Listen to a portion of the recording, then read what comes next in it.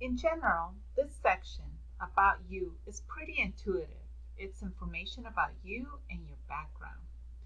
As with most websites, wherever you see an asterisk, this is a required section and you must complete it.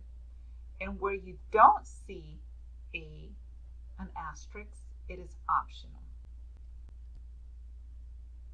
You will also see a blue circle next to most questions.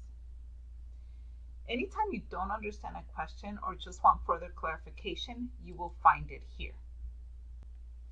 Enter your legal name, and if you haven't been known by other names, go on ahead and click yes and enter your former names here. For example, if you are married or divorced or just changed any part of your name. Your birthday, enter the location of where you were officially born.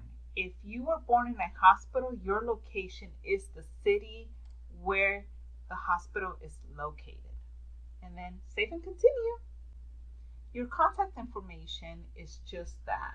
It's your home address, where the campuses you sent you mail, if it's different than your home address or your physical address, and of course your phone number.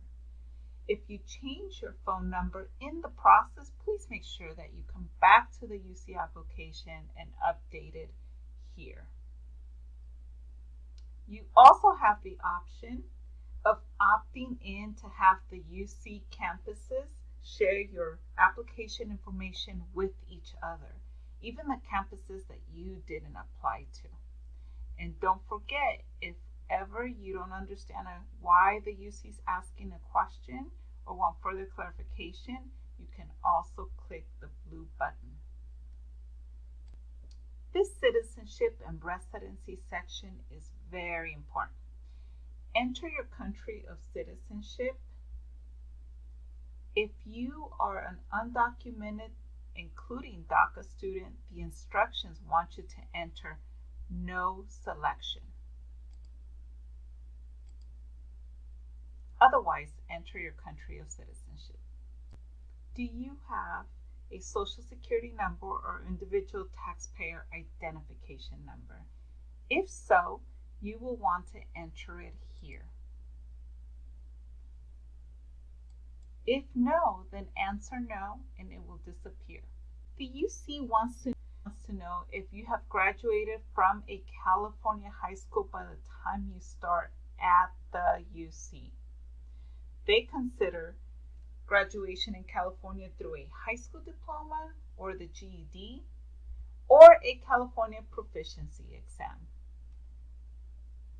They also want to know if you have spent at least 3 or more years in a California school in any combination of kindergarten through high school. They don't have to be the same schools, obviously, just if you spend 3 or more years. Yes or no. Save and continue. All right, demographics. Providing demographic information does not affect your chances of admission. They collect this information for statistical purposes only. So this page is optional. To mark this page as complete, scroll to the bottom, save and continue. But if you want to answer these questions, we will start with the first one, which is, do you consider yourself Hispanic or Latino? Yes, no, or yes. If yes, mark what you identify with. Now for racial background, has to do more with your biological makeups. Choose the option that you consider yourself to be. In my example, I'm going to choose American Indian and other, and then type in my tribal affiliation. Again, just as an example. Following are questions about your gender and your sexual identity. Answer it as it pertains to you.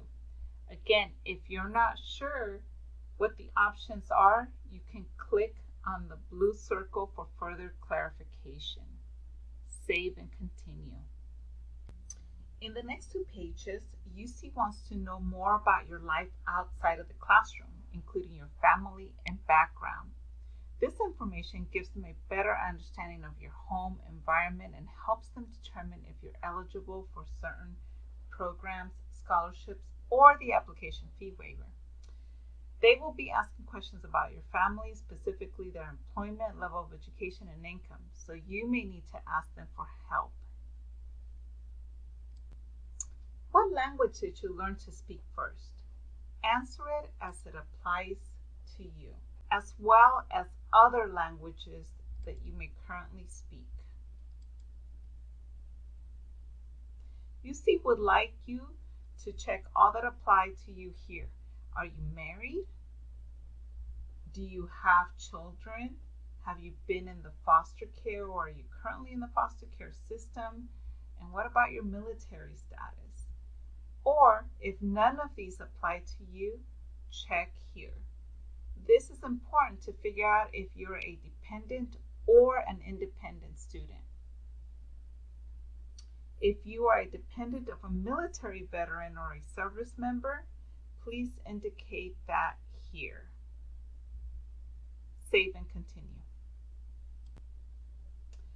Your address should appear here. Answer the remaining questions as it applies to you.